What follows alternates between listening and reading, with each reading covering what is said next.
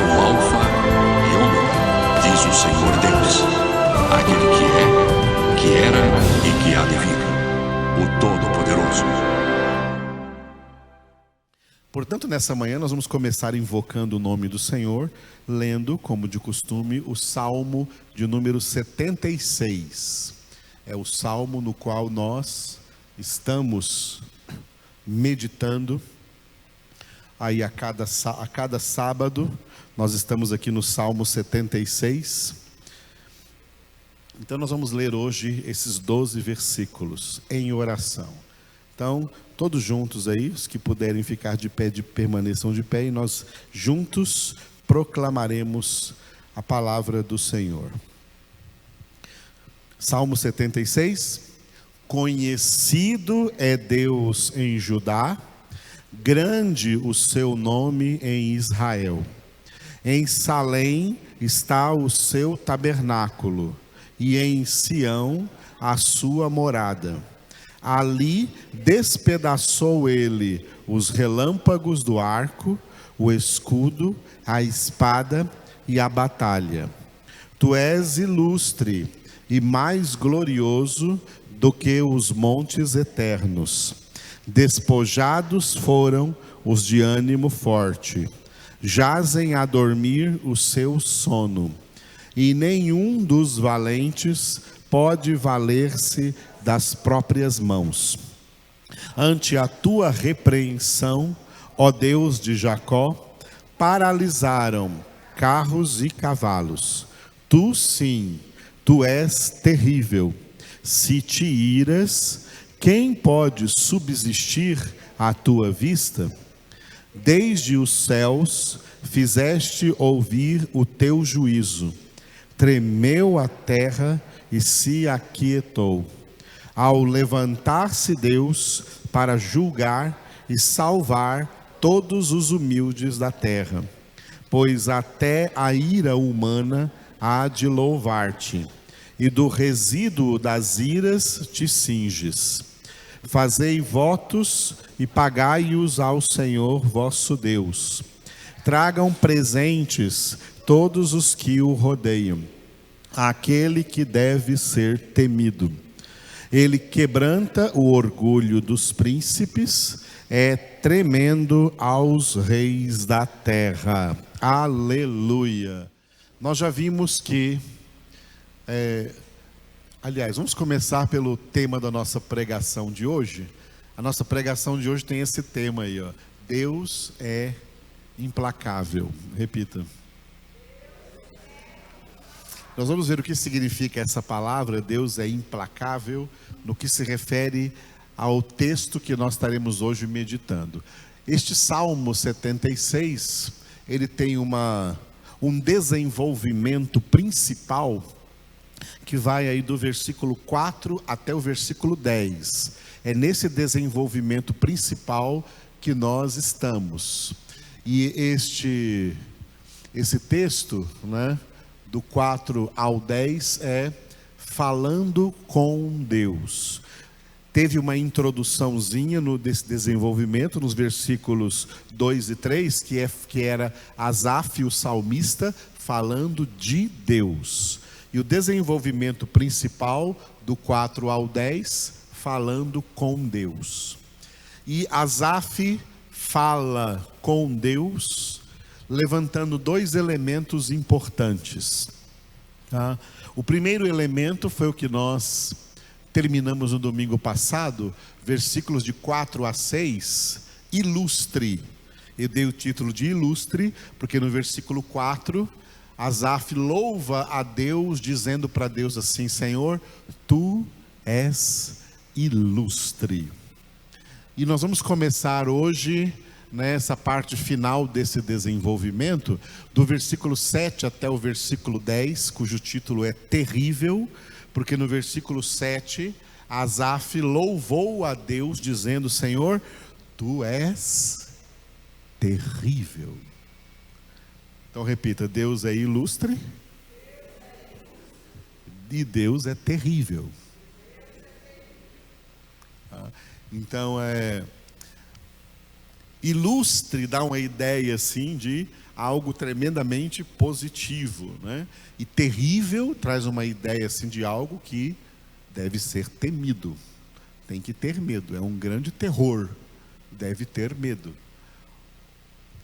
Por isso que nós aproveitamos esse desenvolvimento do Salmo 76 para lembrar sempre aquilo que o apóstolo Paulo exortou em Romanos capítulo de número 11, quando ele disse, olha, no que se refere a Deus, nós temos que considerar sempre duas coisas, não uma só. Considere a bondade, mas considere também a severidade de Deus.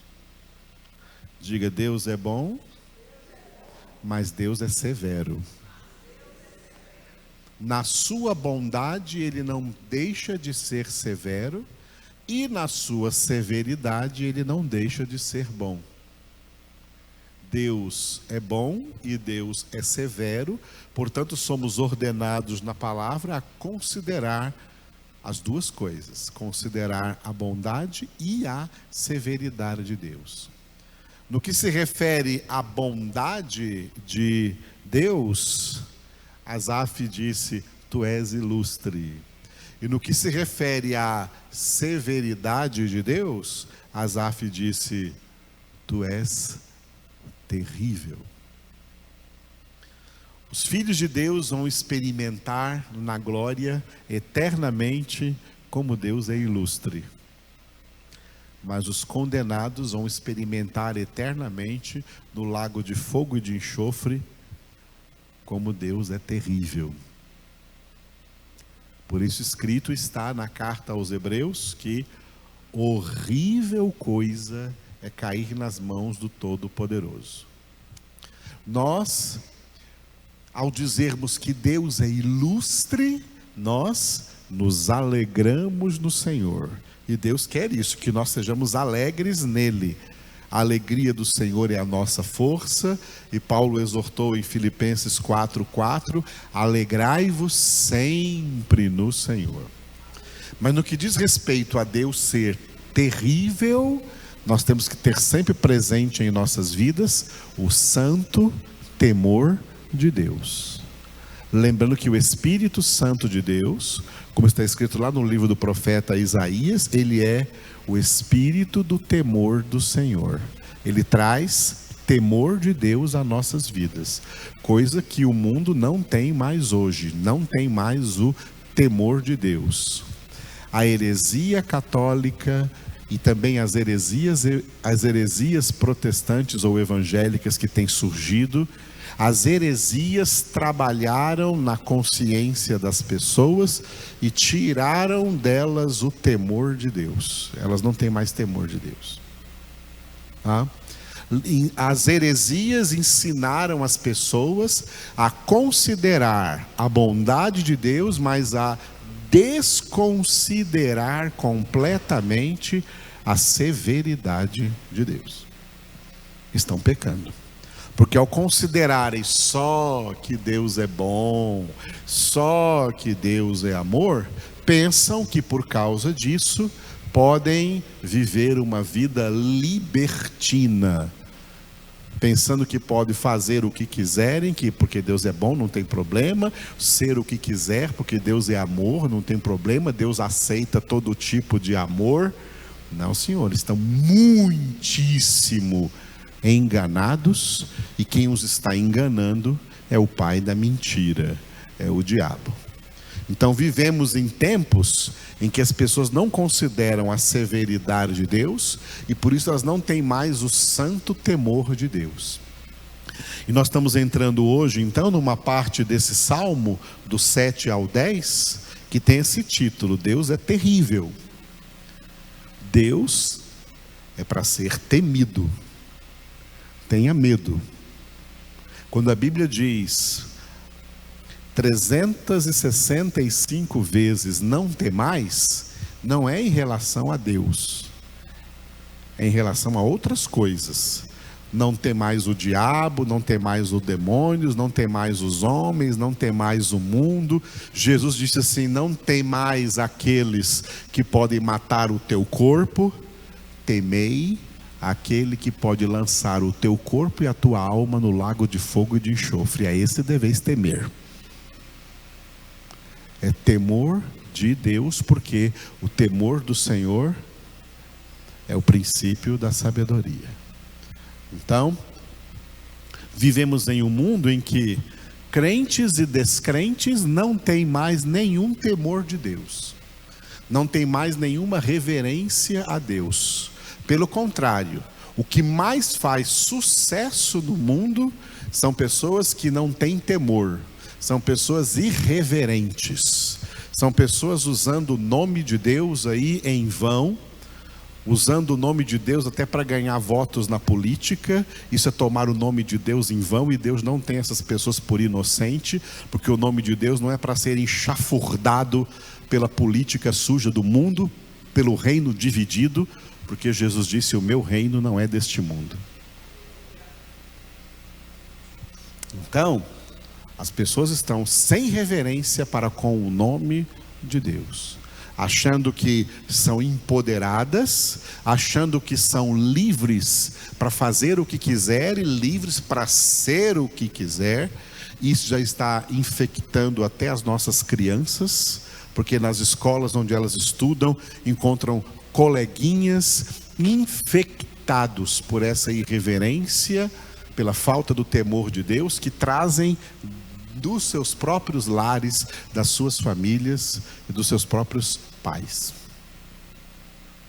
O mundo está cada vez mais iníquo, e foi o que Jesus disse: o que está acontecendo no mundo é a multiplicação da iniquidade. E com a multiplicação da iniquidade, o amor se esfriará de quase todos. E não só o amor está ali representando outras virtudes. A fé se esfriará de quase todos. Tanto que Jesus deixou uma pergunta no ar: quando vier o Filho do Homem, achará fé sobre a terra? A verdadeira esperança se esfriará de quase todos, porque a verdadeira esperança é aquela que Paulo escreveu em Colossenses: Cristo em vós, Cristo em nós é a esperança da glória. As pessoas hoje têm esperança no mundo, esperanças terrenas, esperanças em prosperar no mundo, esperança em ganhar dinheiro no mundo, esperança em se divertir no mundo, esperança nos prazeres do mundo, esperança nas riquezas do mundo. Elas não têm projeção para a glória. As projeções delas, os projetos delas, é tudo aqui para a terra. Tudo isso que vai passar, tudo isso que vai acabar. É aqui que elas têm o seu tesouro, onde Jesus falou para não ter, que o tesouro não seja na terra, o tesouro seja no céu, porque onde está o teu tesouro, ali está o teu coração. Filhos de Deus têm o coração no céu e não na terra. Filhos de Deus têm os pés na terra e o coração no céu. E na terra andam de acordo com o céu e não de acordo com a terra, porque eles têm temor do Senhor. Eles têm temor do Senhor. Uma boa pergunta para sair fazendo para as pessoas do mundo é: escuta aí, você não tem medo de Deus, não? Temor é medo mesmo, é a mesma coisa. Você não tem medo de Deus, não, pelo que está fazendo? Mas não tenho não, porque Deus é amor. E é por isso que de vez em quando eu trago essa palavra aqui, ó. O amor de Deus não salva. O amor de Deus não salva. O amor de Deus não salva. No seu amor, Deus deu Jesus. Jesus é a verdade, o caminho, a verdade e a vida.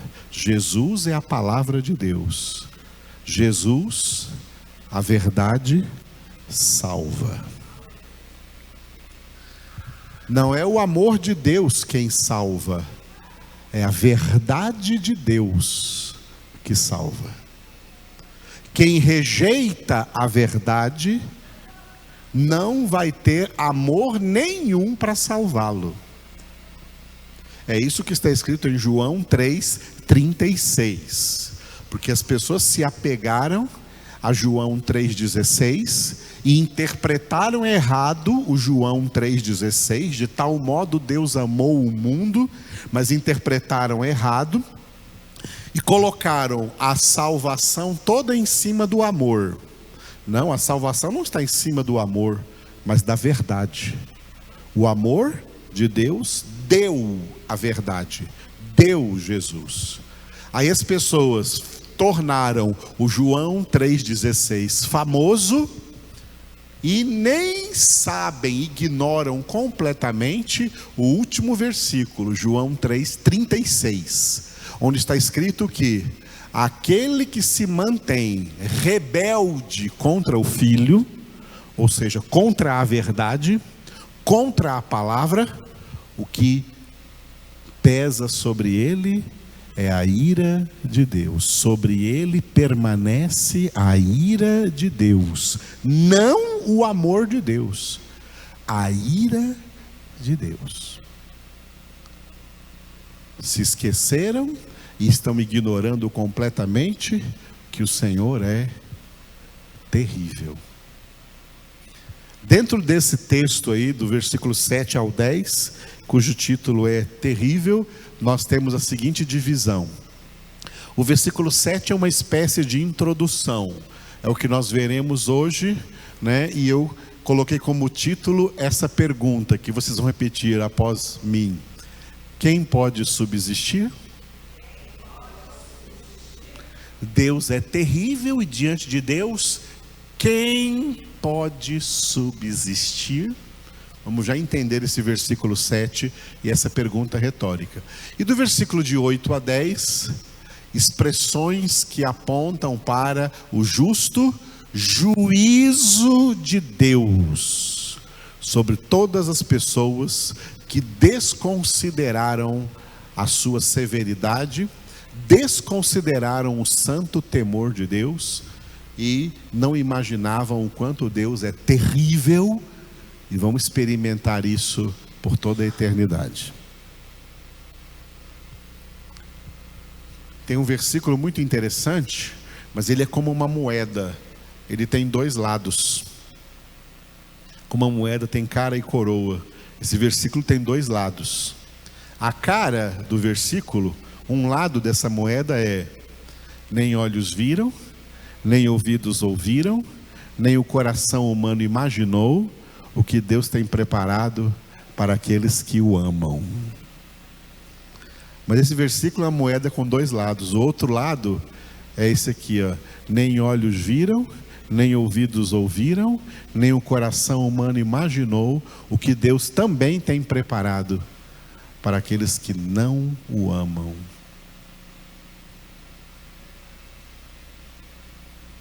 É muito sério. Considerai a bondade e a severidade de Deus, porque o juízo se aproxima.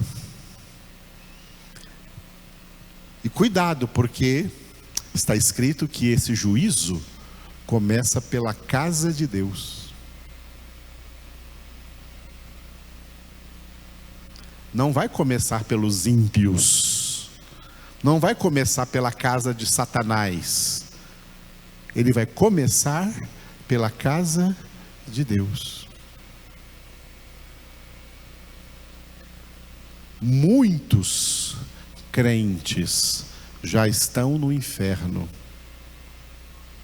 Muitos crentes serão condenados juntamente com os ímpios.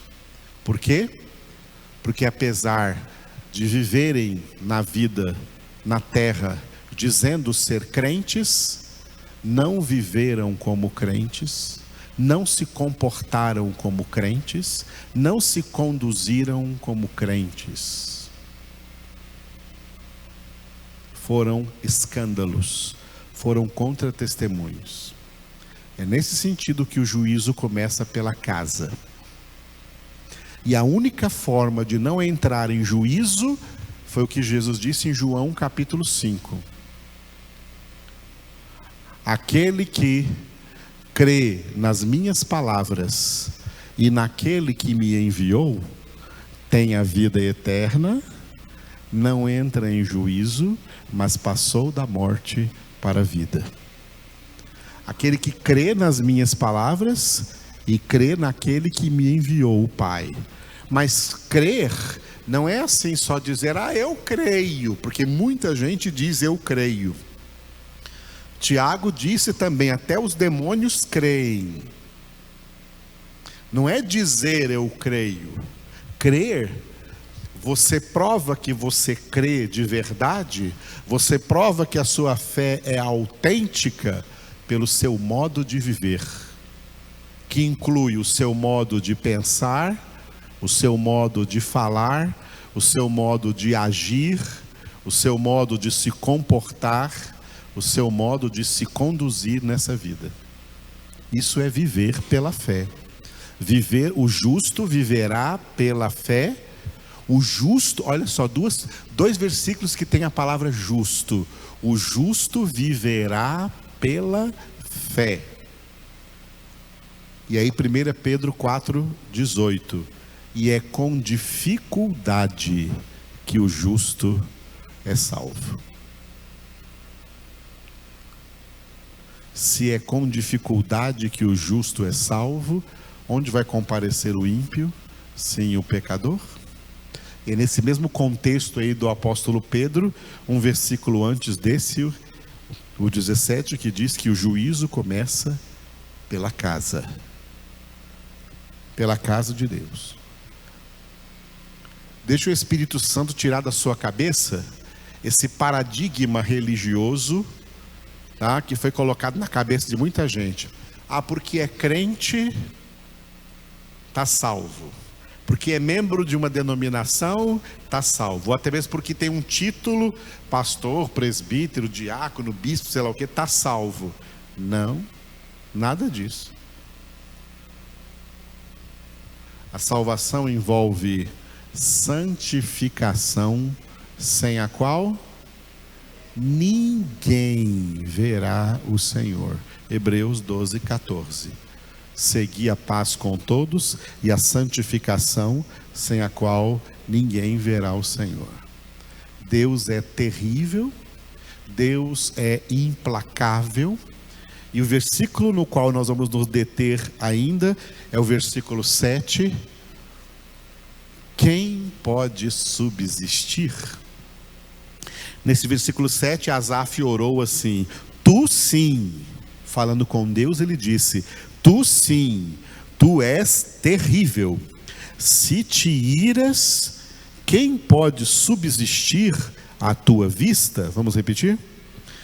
Tu sim, tu és terrível. Se te iras, quem pode subsistir à tua vista?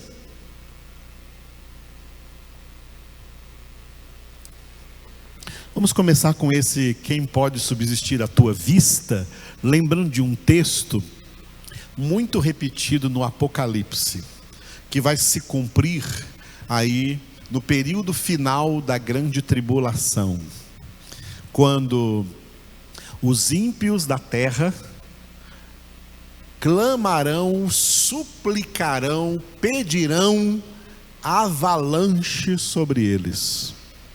Quando eles vão dizer assim: ó montes, montanhas, caiam sobre nós e escondei-nos da ira daquele que está sentado no trono e da ira do Cordeiro. Isso dá a ideia de que os ímpios, no final da grande tribulação, quando os céus cosmológicos aqui forem enrolados, com uma folha de papiro e desaparecerem aí de cima do alto das nossas cabeças, e eles verão Deus sentado no seu trono, e Deus não estará com um olhar de bondade sobre eles, não. Deus não estará com um olhar de amor sobre eles, não. Deus estará com um olhar de ira, que eles pedirão: que coisa terrível, cubra-nos, montanhas caiam sobre nós, avalanche caiam das nossas cabeças, nós queremos ser enterrados vivos, mas escondei-nos da ira daquele que está sentado no trono e da ira do Cordeiro. Por isso, quem pode subsistir, diz aí a última frase, a tua vista diante dos olhos de Deus? Só que a Bíblia diz que os olhos de Deus estão em todo lugar. Deus é onipresente. E Ele vê tudo. Ele vê a todos. E como nós pregamos ontem no livro de Daniel, Deus não apenas vê a aparência externa das pessoas, mas Ele vê o interior, Ele vê o coração, Ele vê a alma como está, Ele sonda o nosso interior e o interior de todos os homens. E baseado no que Ele vê, Ele julga e age. Lembram-se desses 3 verbos, que são 3 verbos muito interessantes. Olha, repita depois de mim: ver, julgar e agir. Deus age de acordo com esses 3 verbos. Ele vê tudo, Ele vê todos, de acordo com o que Ele vê, Ele julga, e de acordo com o que Ele julga, Ele age.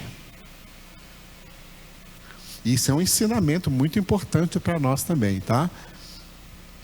Que deve pautar o nosso modo de viver, o nosso modo de agir, que decisões tomar, que decisões não tomar, que passos devemos dar, que passos não devemos dar. É ver, observar, julgar, ter discernimento acerca de tudo, antes de agir. O agir é por último. Tem muita gente que age primeiro e depois se arrepende. Por que eu fui fazer isso? Por que eu fui agir dessa forma? Agiu errado porque não julgou e antes de julgar não observou, não viu direito. A Bíblia fala para que nós sejamos imitadores de Deus, como filhos que imitam o Pai. Efésios capítulo 5, versículo 1. Deus não age na tora, como a gente fala popularmente. Deus vê, Deus julga e Deus age. Ver, julgar e agir. Deus vê, Deus, de acordo com o que Ele vê, Ele julga, e de acordo com o que Ele julga, Ele age. Por isso que o agir de Deus sempre é justo, sempre é certo, sempre é correto, e como Ele mesmo disse em Isaías 43, agindo eu, quem impedirá?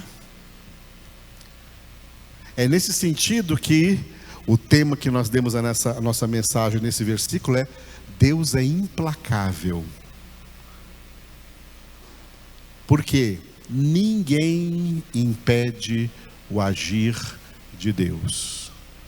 Não existe força no universo, não existe força espiritual, não existe força angelical, não existe força satânica, não existe força demoníaca, não existe força humana, não existe força política, não existe força econômica, não existe força física, não existe força tecnológica que impeça o agir de Deus na realização de todos os seus planos e de todos os seus propósitos. nada, absolutamente nada e ninguém, absolutamente ninguém pode impedir o que Deus planejou realizar. Aleluia. É por isso que Paulo elaborou uma pergunta lá em Romanos capítulo 9, uma pergunta que sempre aparece na boca dos ímpios, não é? Do que Deus reclama ainda, se ninguém pode resistir à sua vontade, quem jamais resistiu à sua vontade? E aí Paulo dá a resposta a essa pergunta: e quem és tu para discutires com Deus? No livro dos Salmos, tem um salmo que declara assim: Deus frustra todos os planos dos homens. E em contrapartida, nenhum homem frustra os planos de Deus. E um homem, sob a inspiração do Espírito Santo, Jó, declarou, Jó 42:2, orando a Deus: bem sei que tudo podes, e nenhum dos teus planos pode ser frustrado. Por que nenhum plano de Deus pode ser frustrado? Porque Deus é implacável. O que Ele planejou, Ele realiza e ninguém pode impedir. Ninguém pode impedir. Quem pode subsistir diante de Deus? Ninguém. Quem pode se levantar com um plano que supere o plano de Deus? Ninguém.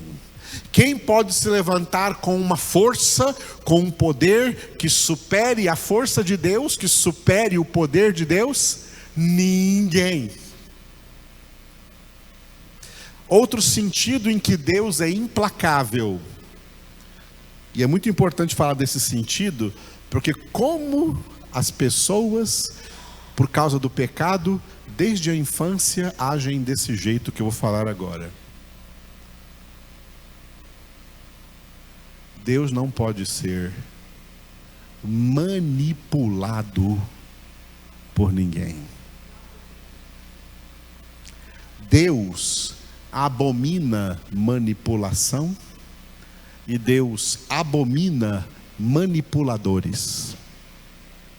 E todos os seres humanos, por causa, essa é uma das consequências do pecado na nossa vida, na nossa alma, todos os seres humanos agem de uma certa forma para manipular as pessoas, para manipular as coisas, para manipular as circunstâncias em seu próprio favor, para que tudo fique de acordo com o que Ele quer. Deus odeia isso. Deus abomina manipuladores. Deus não ama manipuladores, Deus não gosta de manipuladores. Manipuladores vão para o inferno e para o lago de fogo e de enxofre. Deus não é manipulador. Sabe por que Deus não é manipulador? Ele não precisa ser manipulador. Ele não é manipulador porque Ele é soberano. Soberania é uma qualidade exclusiva de Deus. Só Deus é soberano. Porque os homens são manipuladores. Porque essa é a síndrome de Lúcifer. A síndrome de Lúcifer é o pecado que foi inoculado na natureza humana, na sua origem, nos primeiros pais da natureza humana, Adão e Eva. Por isso se chama o pecado original. O pecado insuflou no homem o desejo de serem deuses. O homem quer ser o seu próprio Deus. O homem quer ser o seu próprio Deus. E como ele quer ser Deus, ele quer que tudo e todos girem em torno dele. Então ele manipula as circunstâncias e as situações e as pessoas para servi-lo, para tirar vantagens pessoais para ele. Deus abomina isso. Como o homem quer ser Deus, o homem quer ser soberano sobre tudo. O homem quer ser soberano sobre todos. E o homem não é soberano, porque soberania é um atributo incomunicável de Deus. É uma qualidade de Deus que ele não comunica com mais ninguém. Só ele é soberano. Deus não precisa manipular, porque ele é soberano. O homem manipula porque não é soberano e gostaria de ser. Então, usa de todas as forças e de toda a sua imaginação para criar uma forma de manipular. Isso é uma coisa tão natural nos seres humanos, que você pode perceber isso até nas crianças. Como que crianças conseguem manipular os seus próprios pais, maiores do que eles, mais velhos do que eles, para fazer a vontade da criança. E os pais, pensando que agradando a criança, está dando a ela uma boa educação, vai ganhar o filho, o perde. Porque quanto mais você cede à manipulação, mais o coração do seu filho se torna corrupto, mais a corrupção toma conta da alma dele, porque lá na alma dele o diabo vai dizer lá para a alma dele: está vendo?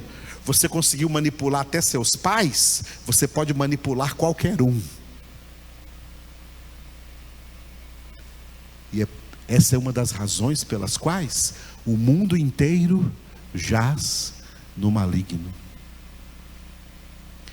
E hoje uma das leis que existe aí, por exemplo, no conselho tutelar, é que os pais não devem impor nada aos seus filhos. Eles devem apoiar os seus filhos, deixar os seus filhos fazer as escolhas que eles quiserem, deixar os seus filhos tomar as decisões que eles quiserem, e os pais somente apoiá-los. Mas nunca querer ensinar nada, impor nada para eles. Esse é um mundo torpe e diabólico no qual nós estamos vivendo e constituindo família e criando filhos.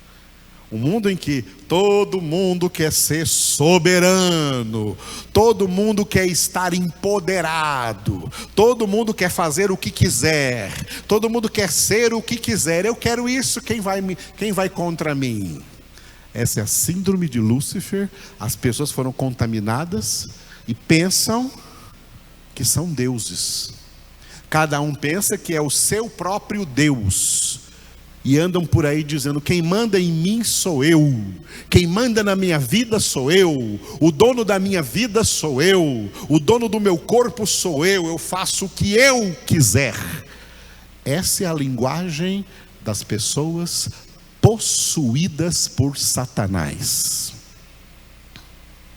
Filhos verdadeiros de Deus são pessoas que entendem que só Ele é soberano. Por isso, diante dele, renunciam seus próprios planos, seus próprios sonhos, seus próprios projetos, suas próprias vontades, e se rendem à vontade do Senhor, porque é bom que se saiba, diante dele ninguém subsiste, porque agindo Deus ninguém pode impedir, ninguém pode resistir ao agir de Deus, ninguém pode impedir o agir de Deus, ninguém pode bloquear o agir de Deus. Ele está agindo, ele passa por cima de tudo, ele passa por cima de todos. A Bíblia diz que diante dele as montanhas estremecem, os montes pulam como bezerros, como carneiros. Ele regula os ventos e as tempestades. Ele é soberano sobre tudo. Quando eu leio o livro de Jó, Aí vem os discursos de Jó, os discursos dos 3 amigos, o discurso do amigo mais jovem por último e por penúltimo, né? E por último vem os discursos de Deus, né? E quando Deus fala, eu acho engraçado quando Deus fala ali no final do livro de Jó, que parece que eu estou assistindo National Geographic, ou então Animal Planet, que Deus fala para Jó assim: você pode controlar o grande crocodilo?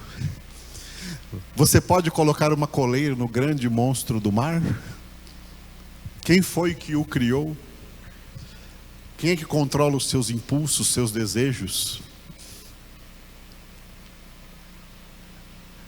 Deus controla tudo. Deus controla todos. Não usando com isso de manipulação, mas usando de soberania, que só Ele tem, porque só Ele é Deus. Ele abre o mar a hora que Ele quiser, Ele para as águas do rio a hora que Ele quiser, Ele abre o chão a hora que Ele quiser, Ele faz chover comida a hora que Ele quiser, Ele faz sombra a hora que Ele quiser, Ele manda chuva a hora que Ele quiser. Deus está no comando absoluto de tudo, até do número de fios de cabelo que tem na sua cabeça. Jesus disse: vosso Pai Celestial conhece todos os pássaros que sobrevoam sobre os céus, aí nos céus, e nenhum deles cai por terra sem a permissão do vosso Pai Celestial. Aí o homem, infectado pelo pecado, também queria esse poder. Por que esses filmes aí de pessoas poderosas fazem tanto sucesso aí na infância, na adolescência, nos jovens? X-Men, Marvel, não sei o quê, todos, Superman, Homem-Aranha, sei lá o quê. Por que essas pessoas acham esses filmes tão bons? Porque esses filmes fazem tanto sucesso? Porque exaltam a iniquidade que está dentro do homem de querer ser poderoso, de querer ser uma espécie de Deus, de querer ter poderes extraordinários para manipular todas as coisas, porque sem poder ele não consegue manipular nada. Aí se eu pudesse ter aquele poder para manipular. Então esse tipo de filmes aí, e todos eles são diabólicos, tá? Fazem sucesso. São diabólicos porque eles estão debaixo do engano de Satanás, porque uma coisa que Satanás diz para as pessoas, engana as pessoas, é: você é poderoso, você tudo pode, querer é poder. Isso é frase de Satanás. Isso é um engano de Satanás. É a forma como o diabo engana as pessoas. Jesus não engana ninguém. E Jesus disse: sem mim nada podeis fazer. Não tem esse negócio de tudo pode fazer, não. Sem mim nada podeis fazer. Então, Deus é soberano. Agora, como é bom, vou encerrar com isso que eu vou dizer agora, para a gente encerrar. Como é bom experimentar os efeitos da soberania de Deus rendidos a Ele. As pessoas rendidas ao Senhor é que vão experimentar, ter muitas experiências do amor de Deus, da bondade de Deus, do cuidado de Deus, da misericórdia de Deus, da provisão de Deus. Vão experimentar a soberania de Deus agindo em favor delas, porque elas estão rendidas ao Senhor, entregues ao Senhor, consagradas ao Senhor. Mas as pessoas que estão por aí inutilmente tentando resistir ao plano de Deus, resistir à bondade de Deus, resistir à palavra de Deus, resistir à verdade de Deus, negar o evangelho, difamar a palavra de Deus para poder viver uma vida de pecado, a soberania de Deus se manifesta nessas pessoas da forma como Asaf escreveu aqui, ó. Tu sim, tu és terrível, e se te iras, quem pode subsistir à tua vista? Nessas pessoas, a soberania de Deus manifestará a justa ira de Deus contra eles. A justa ira de Deus contra eles. Saul, sendo crente, experimentou a justa ira de Deus, que tirou dele o Espírito Santo para nunca mais voltar e mandar demônios entrar nele. Ananias e Safira experimentaram a ira de Deus quando quiseram enganar nas ofertas e morreram na hora. A soberania de Deus pode se manifestar em amor, em misericórdia, àqueles que se rendem, que se entregam a Ele. Mas aqueles que resistem a Deus, lembrando que estamos aqui no saltério de Asaf, desde o Salmo 73, o Espírito Santo me lembrou agora, para lembrar vocês, do Salmo 73, 27. Veja aí na sua Bíblia. Salmo 73, 27, onde Asaf orou a Deus assim: os que se afastam de ti, eis que perecem. Tu destróis todos os que são infiéis para contigo. Vamos repetir? Os que se afastam de ti, eis que perecem. Tu destróis todos os que são infiéis para contigo.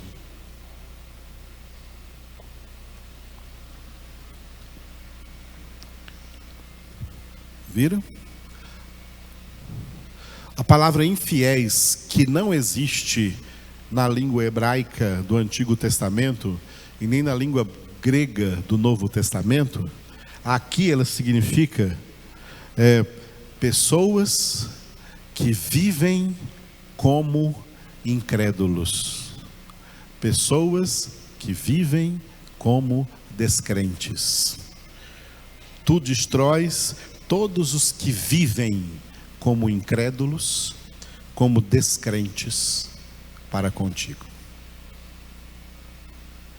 Quem pode subsistir diante da justa ira de Deus? Eu sou o Alfa e Ômega, diz o Senhor Deus, aquele que é, que era e que há de vir, o Todo-Poderoso.